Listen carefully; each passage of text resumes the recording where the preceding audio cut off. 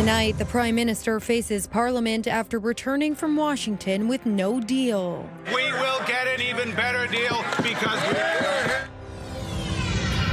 Plus, Glencoe's animal shelter takes on 8 newborn puppies found taped inside a box.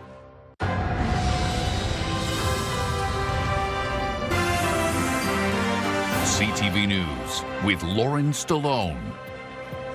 Good evening. Thank you for joining us. The Prime Minister is back in Ottawa empty-handed and without a new trade deal after a friendly meeting with the U.S. President. Mark Carney today faced tough questions about his trip to Washington in the House of Commons. He also spoke virtually to political and business leaders at a big U.S.-Canada summit in Toronto. CTV's Mike LeCouture has more. Prime Minister Mark Carney is back in Ottawa without a deal on tariffs. However, CTV News can confirm the Keystone XL pipeline was part of yesterday's discussion at the White House. Prime Minister, did you and Mr. Trump agree to revive the Keystone XL pipeline? Very good discussions on a wide range of issues, and I look forward to talking to Parliament. A source with knowledge of the discussions in the Oval Office yesterday confirms reviving the Keystone XL pipeline was raised between the two leaders. The extension would bring Alberta crude into the U.S. It was in the context of more energy cooperation between the two countries, but was also linked to relief on steel and aluminum tariffs. Certainly, it could be another one of the levers that increases North American energy security, and so it certainly warrants exploring. South Bow is now the proponent of the project, and while the Canadian company isn't privy to conversations between the governments, a spokesperson tells CTV News, quote, South Bow is supportive of efforts to find solutions that increase the transportation of Canadian crude oil. While a pipeline may be possible, Commerce Secretary Howard Lutnick is dismissing the prospect of an auto deal with Canada. Sources say at a Eurasia Group summit, Lutnick said the Americans could continue buying auto parts from Canada, but that's about it. Auto pack's been around since the 1960s. You can't unscramble an egg, you have to make the omelet larger. The Honourable Leader of the Opposition. On Parliament Hill, Opposition Leader Pierre Poilievre called out the Prime Minister for not getting a deal in D.C. and promising more investment in the U.S. The Prime Minister went pathetically to the White House to offer a $1 trillion gift, bowing before the President in weakness. we have the best deal with the Americans. And the third thing that's true is we will get an even better deal because A source with knowledge of the Oval Office discussion describes it as a very initial conversation to see if President Trump would be interested in reviving the Keystone expansion. Mike LeCouture, CTV News, Ottawa. At least 60 people now living on the street are a step closer to having a warm place to sleep and a roof over their heads this winter. A council committee has endorsed Mayor Josh Morgan's plan for a temporary micro shelter in the southeast corner of the city. Someone said, you know, this is a difficult decision. It is a difficult decision. And frankly, and with the utmost respect, I don't actually care that it's a difficult decision. We have to deal with difficult decisions all the time at this council. And the difficult decision for other people is trying to find a place to sleep at night through the winter. The micro-modular site will be at a city-owned piece of property at the corner of Wilton Grove Road and Cheese Factory Road. It will be home to 60 heated shelter units, along with a central trailer that will have a washroom and laundry facilities. The shelter site plan is approved for up to 2 years. The land is slated for industrial development in the future, but is currently growing corn. City staff told councillors they considered every available publicly owned property in the city, but this was the only one that met the criteria. That we were told this is the one, and I'm troubled by that. I would like, as a council committee, to be able to look at some alternatives and not just be given one. This is the site, folks. We either endorse this or we do nothing. And I've heard a lot of you say doing nothing's not acceptable. And I know that people are out there on the streets right now. The alternate to this is that people continue to be sheltered in doorways and alleys and parking lots and neighborhood parks. 460 acres of land south of St. Thomas on the site of a former psychiatric hospital is the focus of a public meeting taking place tonight at the office of the municipality of Central Elgin on Sunset Drive. The primary goal is housing. There will be commercial, and it's a mix, and that's what people will find when they come out to the open house. You'll see all the opportunities that we have, from walkability, accessibility, and affordability, but it will be a mix of residential and commercial. And our goal is to make it a regional benefit and to have housing here in Central Elgin, in Elgin County, and close to St. Thomas so that we can service the PowerCo plant. I mean, I think you're going to see mixed density. I think you're going to see opportunities for school. I think you're going to see opportunities for future hospital development. And at the end of the day, it's going to be a community that is a mix and based on sustainability, accessibility, and affordability. So we've been in negotiations with Infrastructure Ontario for some time. We believe that in the very short term, we'll have an announcement to make about going forward. And all I will say is I think it'll be sooner than later. An air ambulance was called to help an injured crew member aboard a ship docked in Goderich's harbor yesterday afternoon. 2 crew members of the Northern Venture were injured after being pinned under some equipment aboard the ship. Both suffered serious but non-life-threatening injuries, say police. However, one of the injured sailors was taken to hospital via air ambulance. The Ministry of Labour and Transportation Safety Board are now investigating. We are live on location tonight at Storybook Gardens, and we are getting into the Halloween spirit. Pumpkins After Dark have rolled into the city. This is an award-winning, and it's North America's largest Halloween show. Liam Fraser joins us from Pumpkins After Dark. Liam, tell us a little bit about this event. So Pumpkins After Dark is essentially an art show. So our artists are working year-round, carving pumpkins, carving these displays, and each display takes up to 20 or 30 hours to do, and we have over 300 at this location. That's incredible. And I heard it's almost like a kilometer walk through. Tell us about that. Yeah, it's a 1 kilometer walk through trail featuring all the different displays. We also have our most interactive show ever. So we have a lot of live actors walking along. Our first year trying out a 3D monster maze that you walk through with 3D glasses on, which has been getting great feedback so far. We have things like mini donuts, hot chocolate, and it's just a really great experience so far this year. And there are themed nights as well coming up. This runs until November 1st. Tell us a little bit about the themed nights. So this is our first year trying out the themed nights. We have superheroes, we have Wicked, we have Star Wars, and every Wednesday starting next week, we actually have pet nights for all of the pet lovers, sponsored by Ren's Pets this year, so we're really looking forward to that. I like your jacket. This is pretty cool. Are you a good pumpkin carver? Have you got into it since you've been part of the show? I've tried. Unfortunately, I'm not one of the artists on the team, and I don't quite have that touch like they do, but I will definitely try to get better as the season goes on. All right, well, we wish you a successful event, and for more on ticket information, you can go to pumpkinsafterdark.com. Yep.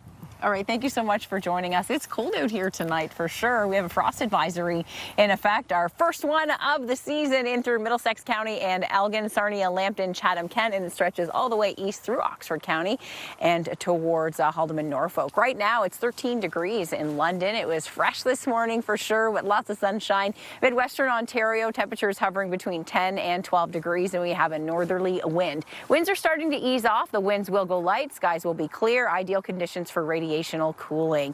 That beautiful full moon. So if you've been feeling like things are a bit off for some people, definitely a full moon out there. 12 degrees at 8 o'clock, and we're down to 4 degrees at midnight, dipping close to the freezing mark as we head toward the overnight and early morning hours. So if you have some tender plants, you might want to cover those up or bring them in. I'll take you through the holiday weekend forecast. There's a little fly in the ointment. There's a cold front that wants to push through. We'll talk about timing on that and what you can expect over the next 7. I'll have more live on location coming up in just a few minutes. Thanks, Julie. Owners of a local animal rescue are warning about the dangers of unexpected drop-offs.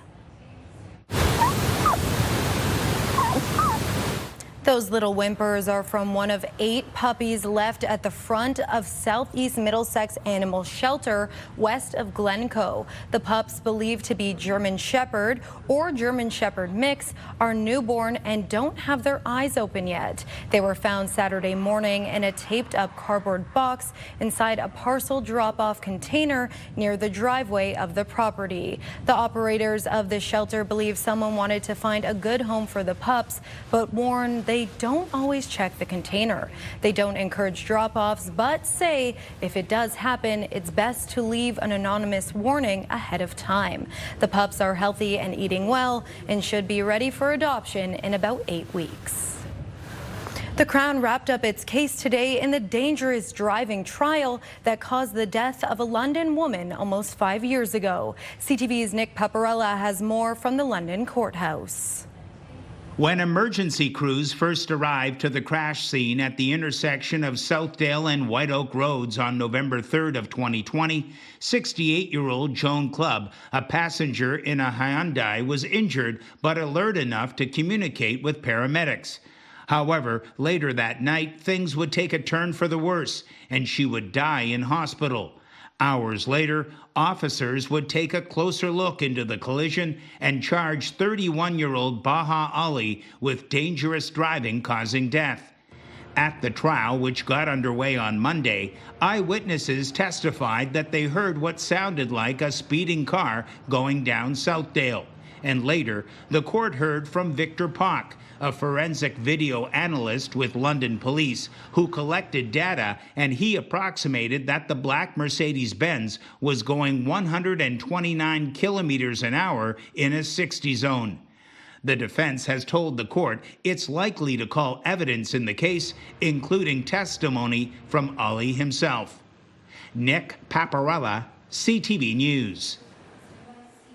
Damage has been estimated at $125,000 following a blaze that briefly sparked a Mayday alarm in London's core. Firefighters responded just after 8 a.m. to 260 Burwell Street, north of Horton. They immediately deployed an aerial unit. Heavy smoke was pouring out of the two-story structure on arrival. The incident, which began in a storage room, is not considered suspicious. No one was hurt, but fire crews did face an alarming obstacle. There was a Mayday call just to give advisement of a hole in the floor to keep our crews safe. Crews made a great push in. Heavy smoke. We're able to knock down a small fire in the utility area, and then basically we went into ventilation. Meanwhile, firefighters responded to a shed fire on Pall Mall Street near William late this morning. Crews quickly put out the blaze, and the fire did not spread to other nearby buildings. No injuries were reported. There is no word yet on a cause or a damage estimate. The province has kicked in over $10 million towards building a new school in Thamesford. The funds will go toward the acquisition of a 7.7-acre site on Brock Street.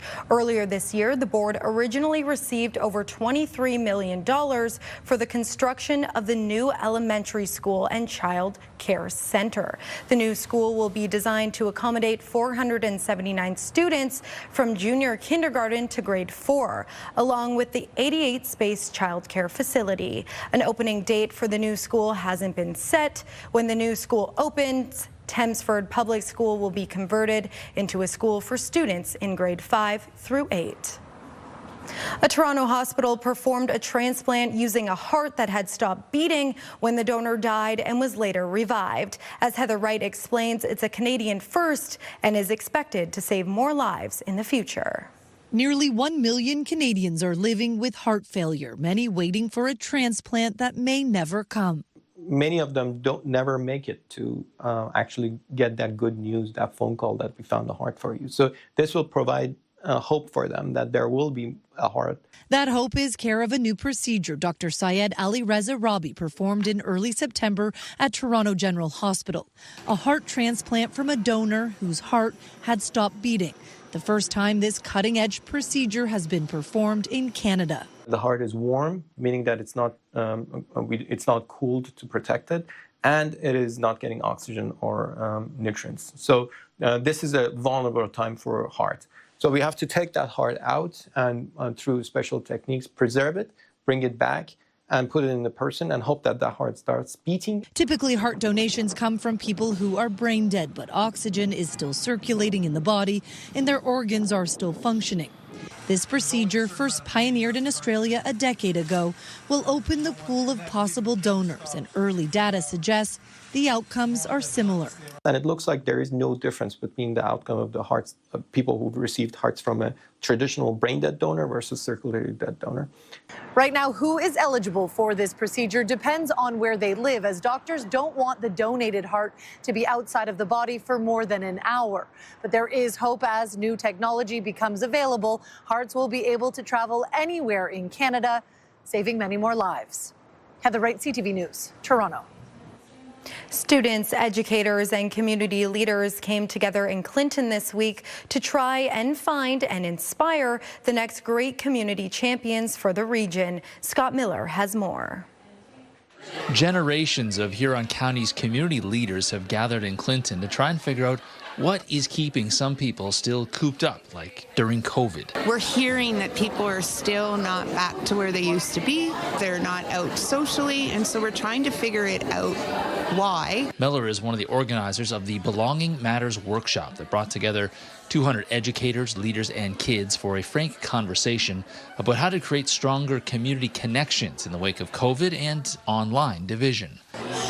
It's a lack of loneliness, because I think there are a lot of kids who you're together through social media, but you're alone in different aspects. And so I think it's like feeling like you're connected to a group of people that when you're gone, you're missed. Like, we're really trying to get kids engaged, because we haven't been engaged for a little bit, you know, after COVID. Stuff started to die down, and I think it's really important that we can get back together and really empower one another to try and make a difference. Creating those connections is always easier said than done, and it won't be solved in a one-day workshop, but it's a step, hope organizers, towards the creation of more school clubs or other tangible ways to try and create the next leaders of Huron and Perth counties. As a youth representative, I find it's hard to get youth perspectives out there, and it's hard for students to come out in the community and talk about their perspectives.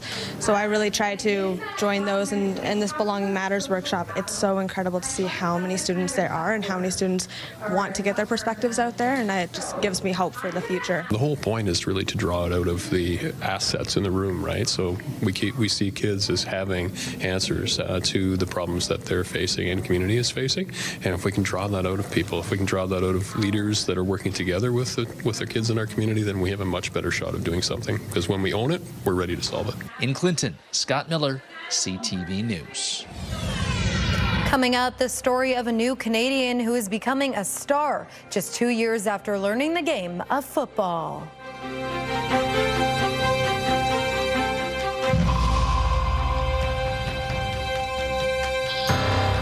Download the CTV News app and stay on top of local stories as they unfold. We begin tonight with Ontario's latest. Customize your feed and watch live wherever you are. CTVLondon.ca, your home for news.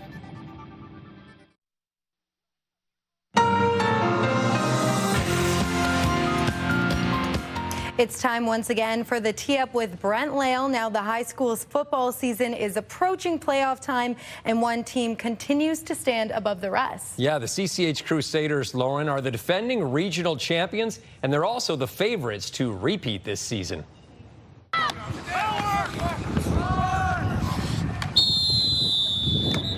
There's Nathan Sams getting the scoring started for CCH, who were hosting Banting in a morning game today. Quarterback Jed Trupish then took over the game, throwing a score here to Caden McCready. Then he would score a pair on the ground in the first half, including going beast mode for this major. CCH cruised to a victory. They stay undefeated. Canada Football Chat actually has them ranked as the 5th best high school team in Canada right now. And the Western Mustangs football team remains undefeated with just 2 games to go. Yeah, another win this past weekend against the Windsor Lancers sets up what should be another fairly easy victory this weekend at York. It's setting up for a Week 9 collision course with fellow undefeated Laurier next week.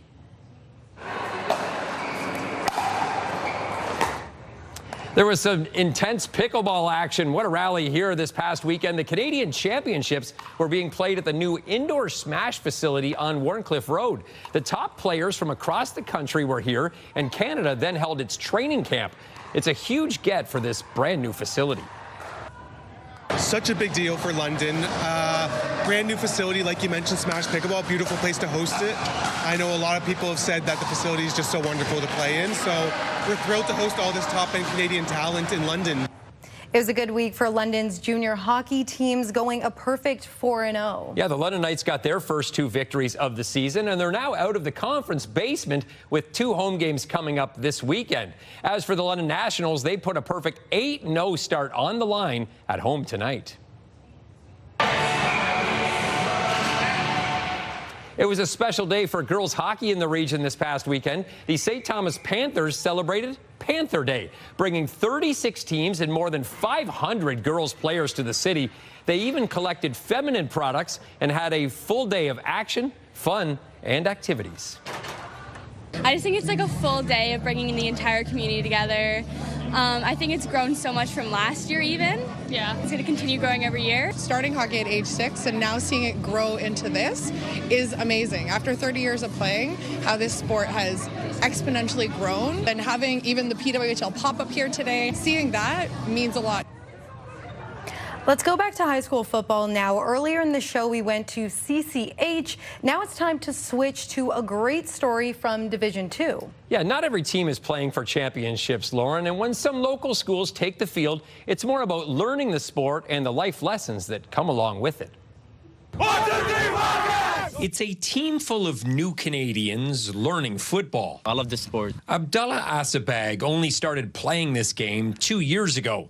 A former soccer player growing up in the Middle East, he initially joined as a kicker, but quickly became Westminster's top defender and kick returner. He came out and tried it. He was a tackling machine for us.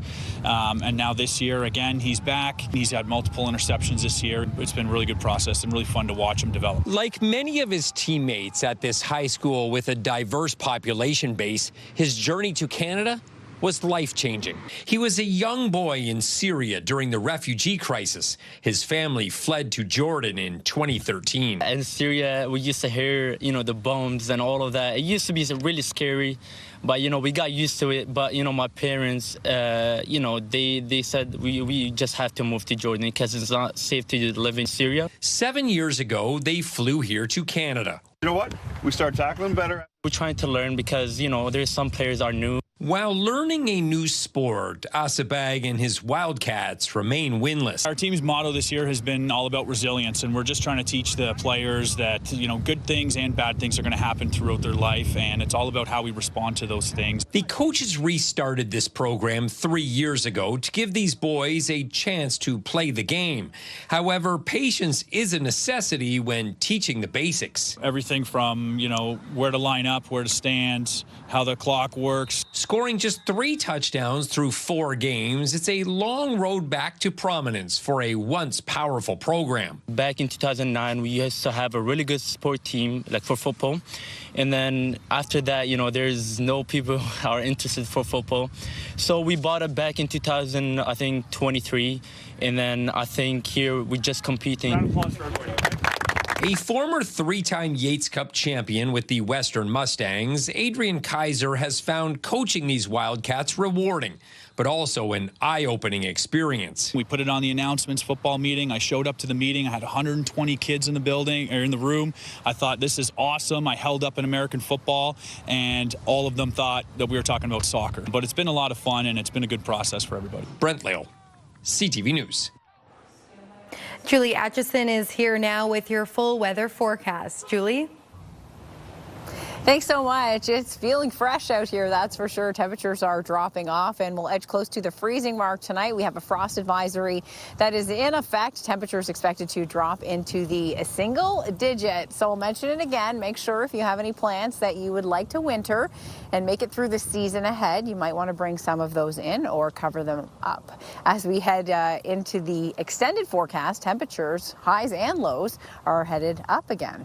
Our high today, 15 degrees, close to where we should be for this time of year, but temperatures feeling quite cool. So even out here right now, it feels a whole lot cooler than the actual temperature. And I think it's just been such a change. That breeze out of the north is keeping things even cooler. We're 13 degrees on the hour. The pressure is extremely high in that area of high pressure, bringing us lots of sunshine and dry air as we head into the day tomorrow. As we look at our satellite radar, not a whole lot to show you tonight. We have to head all the way well to the north to even pick up some cloud cover. There are a few spotty showers in through parts of southern and central Quebec, but other than that, we're clear. We have a warm pocket of air in through southern Manitoba and southern Saskatchewan. That's the area of high pressure that's ridging its way there, bringing a bubble of warmth. Now, in the Maritimes, dealing with record warmth, or enjoying record warmth rather. However, temperatures are set to fall and showers in the forecast. Overnight at the freezing mark in London, KW Mount Forest 0. But if you're near the lake, temperatures will be holding between 4 and 5. As we head into your Thursday, lots of sunshine, a beautiful day on the way, and we'll hold on to that sunshine on Friday as well. Now look at the cloud cover that starts to come in. That's our little front that wants to play a little bit of a game with us as we head into the weekend. You can see some light rainfall developing heading into Friday evening in through Grey and Bruce County, and the rest of the region will see a few showers on Friday night. Carol Ann White, thank you for that beautiful backdrop. Our high tomorrow, as you can see, coming in close to where we should be once again for this time of year, and winds are light out of the southeast. So 15 degrees tomorrow. Our metal roof outlet forecast for Friday, sunshine to start, and then Friday night about a 40% chance of showers. We will have some rain overnight, and then heading into Saturday, we're back into a mix of sun and cloud. We could squeeze out an early morning shower, but other than that, the rest of the weekend is looking nice and dry. A mix of sun and cloud both Sunday and Monday. Turkey Day fun, perhaps you're going to plan your turkey picnic outdoors. It looks great for that with a high of 20 degrees. Tuesday and Wednesday, daytime highs will average once again well above normal. Midwestern Ontario, enjoy tomorrow. It will be beautiful with sunshine, and that sunshine holding on Friday, warming back up into the upper teens. Night showers moving in the evening through Grey and Bruce County, and then some morning showers on Saturday, a bit higher of a probability, but they're not going to last all day. Sunday, back into a mix of sun and cloud. The best 2 days to be outdoors over the weekend will be Sunday and Monday. And once again, temperatures are headed up between 19 and 20 degrees starting a Friday and lasting right through until next week. Pumpkins After Dark runs until November 1st. I guess the pumpkin displays are pretty cool. They even have live pumpkin carving going on. And for more information on tickets, you can go to london.pumpkinsafterdark.com. So feeling quite cold out here this evening. I actually feel like I should have worn some mitts out here. I just think the temperature change, Lauren, is definitely something to get used to. I'm rocking a coat for the first time this season as well. So definitely feeling fall-like. Back to you. Thanks for that, Julie. When we return, the growing problem of people being victimized by the bank investigator scam.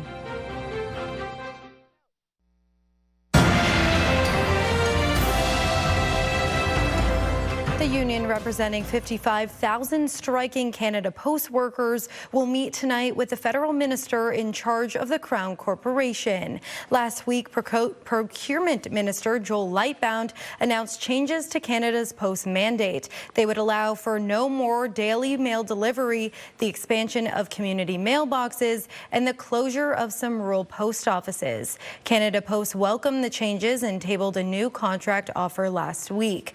But the union is accusing Ottawa of trampling on the collective bargaining process. About 55,000 workers have been on the picket lines for nearly 2 weeks. There might be hope for the Amherstburg Crown Royal bottling plant. At a news conference yesterday, Premier Doug Ford was asked if he had spoken with Diageo, parent company of Crown Royal. Ford admitted he had not yet spoken to them. The company announced in late August their intention to close the Amherstburg factory and shift the production to the United States. However, the Premier told the media there are 3 new companies interested in taking over the factory and the workforce. It'd be great news if we could land one of these companies to take it over.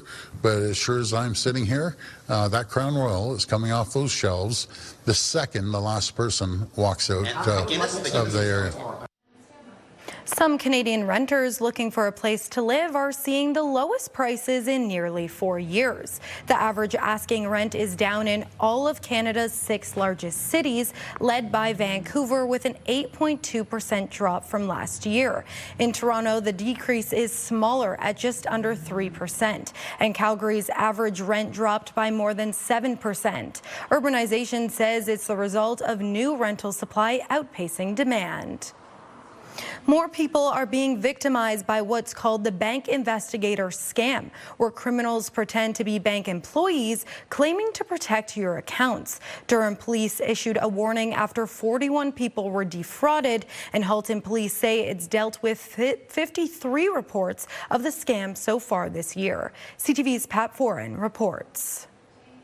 There's some fraud charges that were happening on your card. Kimberly Liu of Toronto says in August she got a call from someone claiming to be with her bank. The person said her accounts were in jeopardy.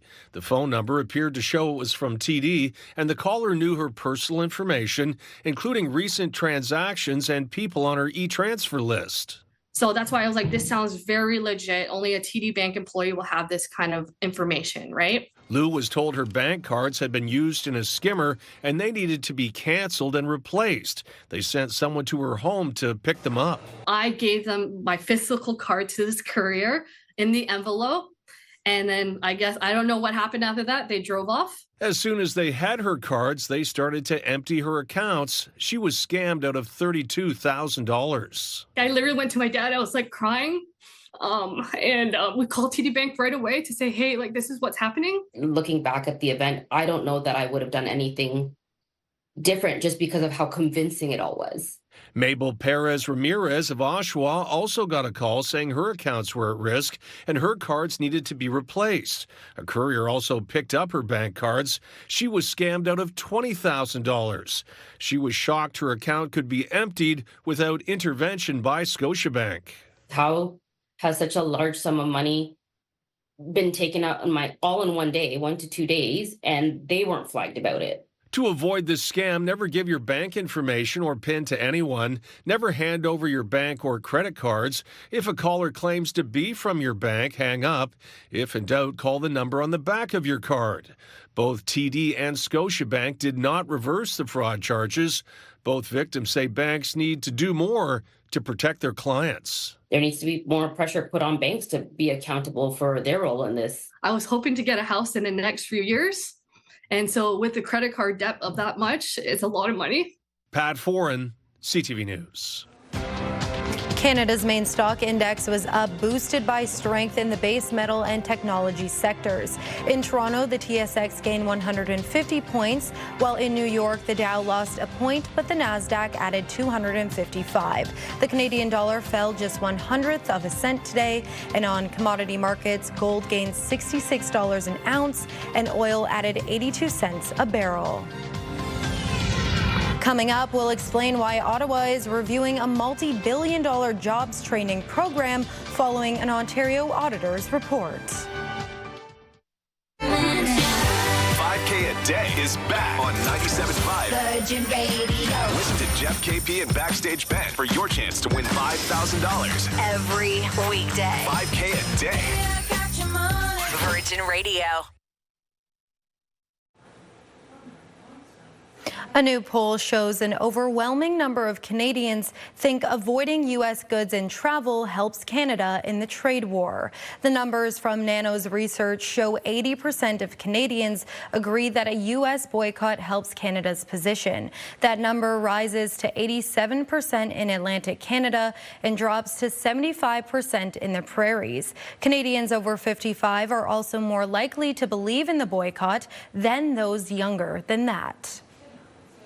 Water and wastewater rates for London ratepayers will not be going up in 2026 as much as previously budgeted. A council committee has endorsed a recommendation to reduce the water rate increase by 0.4%. It means ratepayers will now face an increase of 2.2% on their monthly water charges. The wastewater increase will go down by 2.2% from 4.6%, leaving ratepayers with an increase of 2.2%. 2.4% for wastewater charges. The new rates take effect January 1st. Deputy Mayor Sean Lewis says new rules on how development charges are levied means more money will trickle down to the city. So development charges are what we charge where it's a growth pays for growth, but the province did provide some exemptions in this term, and it has said, you know, people who are building affordable housing don't have to pay these things. There are some other exemptions that are involved as well. We used to have to replace that money with our own property tax money. Now we don't have to do that. The province has clarified that, so that saves London property taxpayers some money. As the fate of Marineland's 30 remaining beluga whales is up in the air, the theme park is pushing back against one of the proposals to relocate the animals. Marineland has been in the headlines since last week when the federal government blocked its request to send the whales to an aquarium in China. The park responded with a request for emergency funding, saying it didn't have enough money to feed the belugas and may have no choice but to euthanize them. Fisheries Minister Joanne Thompson said she'd like to see the whales sent to a sanctuary. Marineland argues there's no such destination available for 30 belugas, including a pause project in Nova Scotia. Canada's federal government is now reviewing a multi-billion-dollar jobs training program in the wake of a scathing provincial auditor general report that found who got the money was more often driven by politics than merit. As John Woodward reports, the federal jobs minister is looking into what happened to Skills Development Fund money.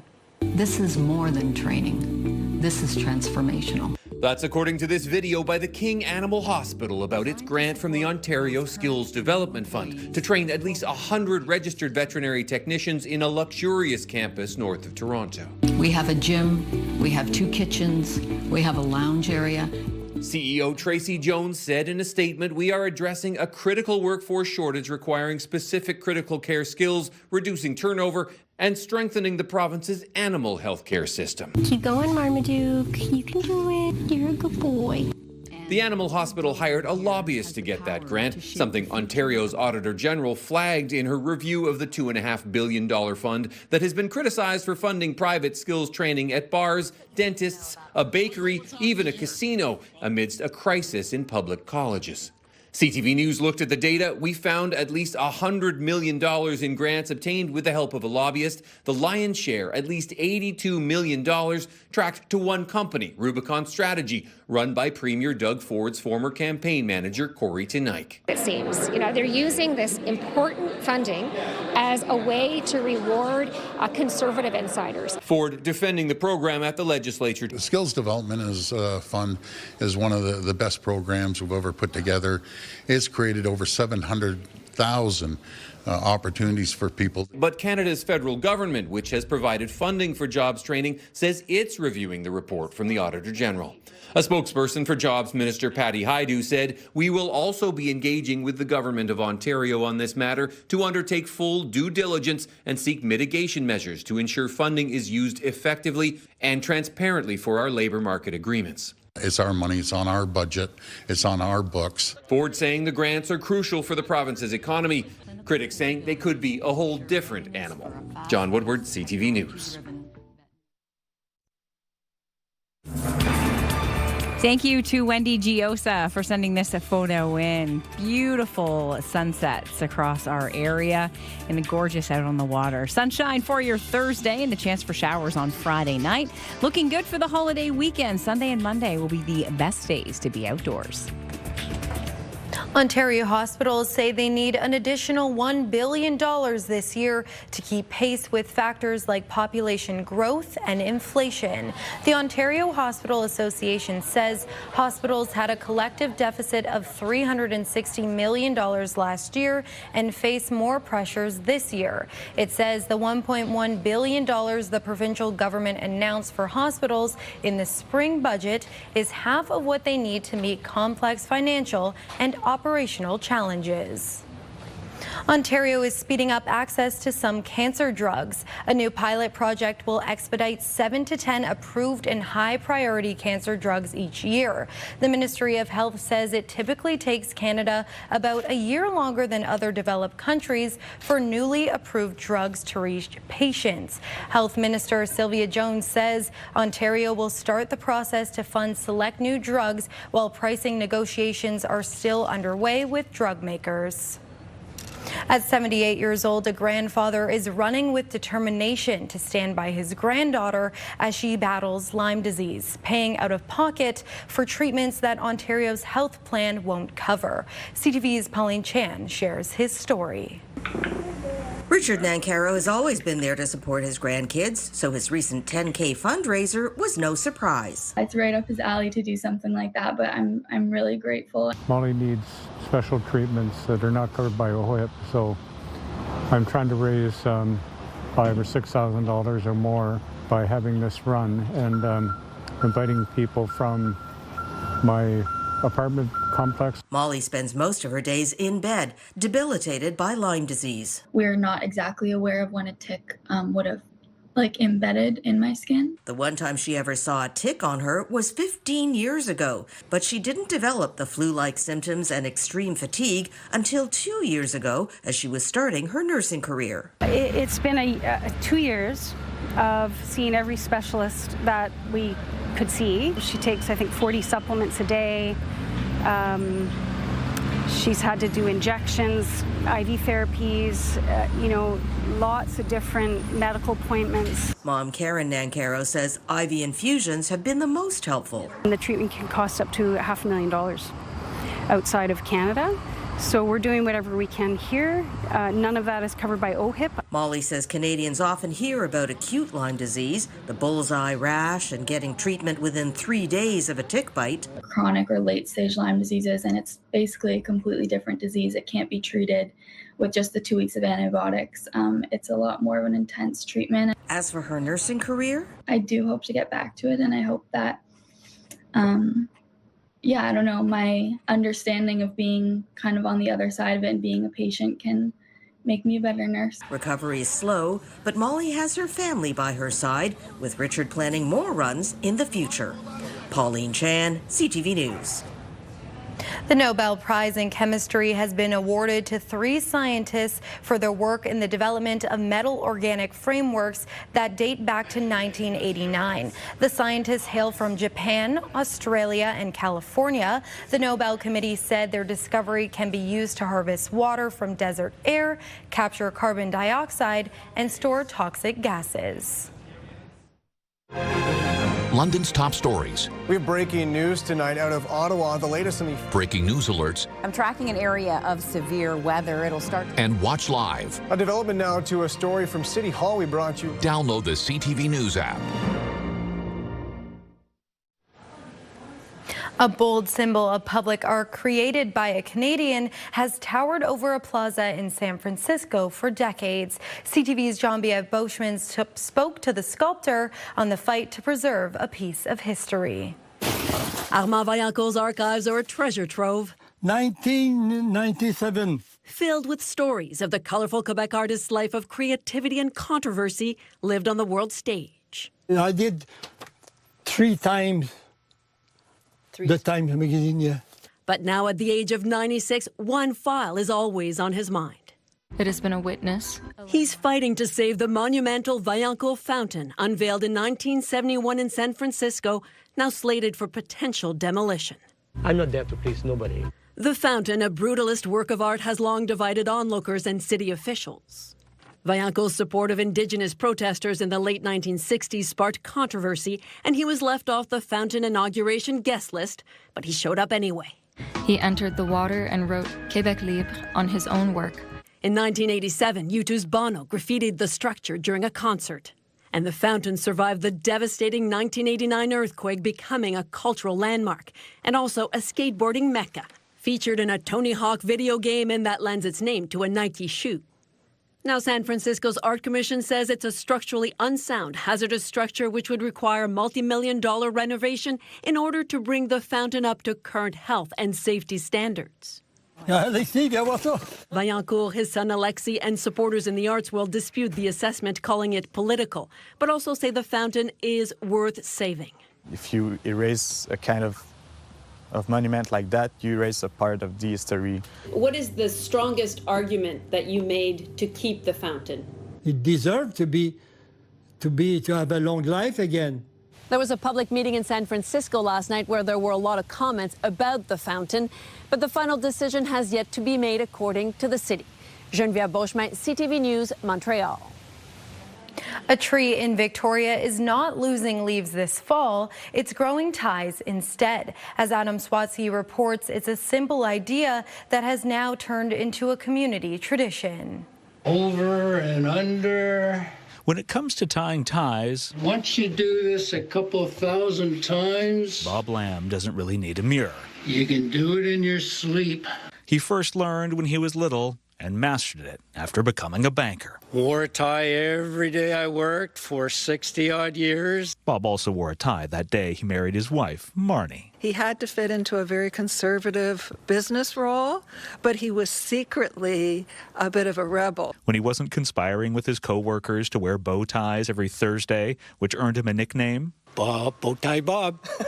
Bob was running the Boston Marathon in a suit and tie. You can do it the hard way or you can do it the fun way. When Bob retired, he gifted or donated many of the more than 50 ties he no longer needed, until a flowering tree that was pruned too hard left them with a bunch of bare branches. So Bob came up with the idea of, let's hang a few ties on it. And then it just kind of blossomed from there. Although there were few floral print ties in Bob's remaining collection, he and Marnie ensured the tree proliferated with plaids and paisleys and bloomed with bow ties all year round. So the ties brought it back to life. But then, thanks to strangers walking by, the tie tree took on a life of its own. And all of a sudden, ties were appearing. People would stop by, and I would encourage, just add to the collection. They've ranged from other seniors celebrating retirement to a private school student marking her graduation. It's been a source of joy just for us, but also people walking by. So I think the tree's happy. And like this one tie Bob has kept, featuring the lyrics to John Lennon's Imagine, he hopes that all the people will someday join him.